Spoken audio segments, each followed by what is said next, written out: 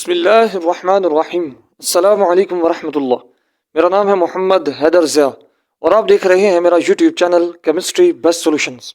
Students, आज के इस वीडियो लेक्चर में हम डिस्कस करेंगे सल्फाइड आयन में सेंट्रल सल्फर एटम की हाइब्रिडाइजेशन और उसकी शेप के बारे में। तो चलिए मौजू की इब्तिदा करते हैं। जैसा कि आप बोर्ड पर देख सकते हैं, मैंने आपके सामने सल्फाइड आयन का real resonance hybrid model draw कर रखा है। This is real model of sulphide ion. Sulphide ion के इस रियल मॉडल में अगर आप गौर करें तो आपको सेंटर में एक सल्फर नजर आएगा जिस पर एक लोन पेयर मौजूद है। आपने इस लोन पेयर पे फोकस करना है। सल्फर ने सराउंडिंग में 3 ऑक्सीजन एटम्स के साथ एक सिंगल कोवेलेंट बॉन्ड बनाया हुआ है कंप्लीटली, जिससे मैंने ब्लैक लाइन से बोल्ड कलर में शो किया है। एक single covalent bond black marker से मैंने ड्रॉ किया, ये कंप्लीट सिग्मा बॉन्ड है। ये इसी तरह ये ब्लैक लाइन से जो शो की है ये भी कंप्लीट सिग्मा बॉन्ड है। ये ब्लैक लाइन वाला जो बॉन्ड है सल्फर और ऑक्सीजन के दरमियान में, ये भी स्टूडेंट्स कंप्लीट सिग्मा बॉन्ड है। क्वेश्चन ये जो डॉटेड लाइन से मैंने ब्लू कलर से जो बॉन्ड शो किया ये क्या है? This is partial pi bond. ये पाई बॉन्ड है लेकिन जुजवी तौर पर बना हुआ है, यानी इसका कुछ हिस्सा बना हुआ है। पाई बॉन्ड कंप्लीटली नहीं बना हुआ। आपने याद रखना है, ये केमिस्ट्री का रूल है। अगर हमारे पास किसी जगह पर पाई बॉन्ड 2 एटम्स के दरमियान में लोकलाइज ना हो स्टूडेंट्स, तो ऐसे पाई बॉन्ड को हम डॉटेड लाइन से शो करते हैं। अगर ये पाई बॉन्ड फिक्स होता सिर्फ और सिर्फ 2 एटम्स के दरमियान में, तो हम इसको उसी तरह बोल्ड लाइन से लिखते जिस तरह मैंने सिग्मा कोवेलेंट बॉन्ड को शो किया है ब्लैक लाइन से।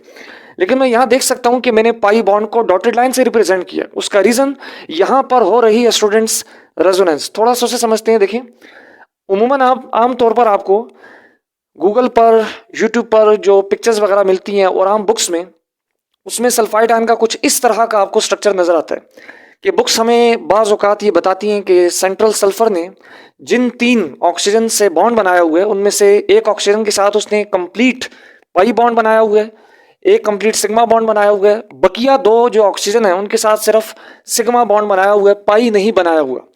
और बुक्स में ये भी इमेज शो किया जाता है कि कोई से 2 ऑक्सीजन एटम्स पर नेगेटिव चार्ज लोकलाइज है।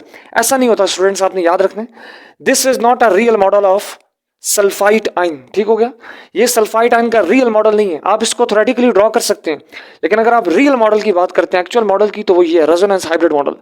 रेजोनेंस हाइब्रिड मॉडल में या रियल मॉडल में हमें साफ नजर आ रहा है कि मेरे पास ये जो पाई बॉन्ड है ये कोई से किसी एक ऑक्सीजन और सल्फर के दरमियान में फिक्स नहीं है, बल्कि ये तीनों ऑक्सीजन पर बराबरी से बटा हुआ है, तकसीम हुआ है। ठीक हो गया?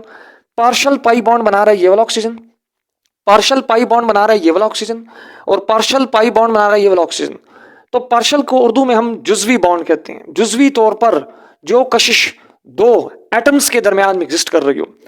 यहां पर बनने वाला सिग्मा बॉन्ड तो फिक्स है, वो लोकलाइज है, लेकिन पाई बॉन्ड स्टूडेंट्स वो डी लोकलाइज है। ठीक हो गया? और देखिए, मैंने यहां पर नेगेटिव चार्ज जो है -2 उसे कोई से 2 ऑक्सीजन पर शो नहीं किया, बल्कि उसको मैंने ब्रैकेट्स के बाहर लिखा -2। याद रखना है आपने, केमिस्ट्री के अंदर जब भी नेट चार्ज को, टोटल चार्ज को ब्रैकेट्स के बाहर मेंशन किया जाता है, वो इस बात की दलील होती है कि वो जो नेगेटिव चार्ज है या वो जो पॉजिटिव चार्ज है वो किसी एक एटम पर फिक्स नहीं है। ठीक हो गया? यहां पर अगर आप गौर करें इस मॉडल पे, थ्योरेटिकल मॉडल पे जो उमूमन बुक्स में लिखा होता है, उसमें मिस्टेक ये है कि वो ऑक्सीजन का जो नेगेटिव चार्ज होता है वो तीनों ऑक्सीजन पर शो नहीं करते, वो कोई से 2 अपनी मर्जी के कोई से 2 ऑक्सीजन पर उसे लोकलाइज कर देते हैं।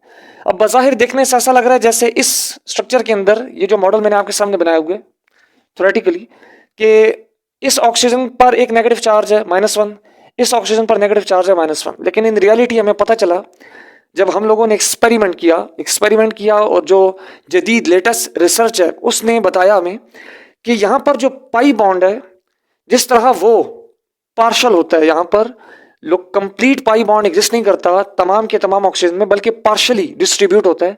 इसी तरह जो नेगेटिव चार्ज होता है वो कोई से 2 ऑक्सीजन पर फिक्स नहीं होता, बल्कि वो चार्ज भी डीलोकलाइज होता है over the 3 surrounding oxygen atoms. तो ये जो -2 चार्ज है ये कोई से 2 ऑक्सीजन का नहीं है, बल्कि ये तीनों ऑक्सीजन पर बराबरी से बटा हुआ है। ठीक हो गया स्टूडेंट्स? अब हम आते हैं इसकी हाइब्रिडाइजेशन की तरफ। यहां पर अगर आप गौर करें मेरे सेंट्रल सल्फर एटम पर एक लोन पेयर मौजूद है और जैसा कि मैंने आपको बताया था कि हाइब्रिडाइजेशन निकालते हुए पाई बॉन्ड को हम टोटली इग्नोर करते हैं। हमारा मेन फोकस सिग्मा बॉन्ड पर होता है। हाइब्रिडाइजेशन निकालने का जो बेसिक कॉन्सेप्ट मैंने आपको सिखाया था उसमें मैंने आपको बताया था कि जस्ट आपने सेंट्रल एटम ने सराउंडिंग एटम्स के साथ जितने सिग्मा कोवेलेंट बॉन्ड्स बनाए आप उन्हें गिन लें और सेंट्रल एटम पर जो लोन पेयर है आप उसे काउंट कर लें। As a result of this नतीजतन आप देखेंगे कि आपको एक स्टेरिक नंबर मिलेगा। वो नंबर आपको बताएगा बेसिकली उस सेंट्रल एटम की उस स्पेसिफिक मॉलिक्यूल के अंदर उस स्ट्रक्चर के अंदर हाइब्रिडाइजेशन क्या है। यहाँ पे अगर आप गौर करें सेंट्रल सल्फर पर एक लोन पेयर मौजूद है। सेंट्रल सल्फर ने 3 सिग्मा कोवेलेंट बॉन्ड बनाए हुए हैं कंप्लीटली लोकलाइज 3 सराउंडिंग ऑक्सीजन के साथ। तो इसको हम ऐड करते हैं, एक सिग्मा बॉन्ड ये ब्लैक से, एक सिग्मा बॉन्ड ये ब्लैक से, एक सिग्मा बॉन्ड ये ब्लैक से, पाई को टोटली इग्नोर करना है और एक लोन पेयर है। तो आप अगर इनको गिने आपस में ऐड करें 1 + 1 + 1 + 1 यानी मेरे पास 3 सिग्मा बॉन्ड प्लस एक लोन पेयर, तो स्टेरिक नंबर आता है 4 विच मीन्स के central sulphur atom is sp3 hybridised. अब जैसा कि हाइब्रिडाइजेशन तो हमें पता चल गई है, अगला क्वेश्चन ये अराइज होता है हमारे माइंड में कि इस पूरे के पूरे इंटायर मॉलिक्यूलर आयन की शेप क्या होगी। तो स्टूडेंट्स यहां पर आपने गौर करना है शेप के कॉन्सेप्ट पे आते हुए। अब हम वेस्पर थ्योरी पर फोकस करेंगे। वेस्पर थ्योरी ने हमें बताया था कि जो सेंट्रल एटम है अगर उसकी सराउंडिंग में 3 एटम अटैच है और उस पर एक लोन पेयर मौजूद है, उस वक्त उस सेंट्रल एटम ने जो सराउंडिंग एटम से बॉन्डिंग की है अगर हम उसे एज अ होल देखेंगे तो हमें जो शेप मिलेगी वो हमें मिलेगी स्टूडेंट्स ट्राइगोनल पायरामाइडल। ये एग्जैक्ट वही शेप है जो आपने अमोनिया के केस में पढ़ी थी। तो मैं कह सकता हूं कि मेरा जो सल्फाइड आयन है उसके सेंट्रल एटम की हाइब्रिडाइजेशन के बाद हमें जो एज अ होल उस पूरे के पूरे इंटायर मॉलिक्यूलर एनाइन की जो शेप मिलती है वो मिलती है स्टूडेंट्स ट्राइगोनल पिरामिडल या ट्राइगोनल पायरामाइडल। आप अपनी मर्जी से इसको दोनों तरीकों से प्रोनाउंस कर सकते हैं। अब स्टूडेंट्स यहां पर बात आती है बॉन्ड एंगल्स की। आइडियल बॉन्ड एंगल जो आपने पढ़ा था sp3 हाइब्रिडाइजेशन में यहां मैं शो कर रहा हूं,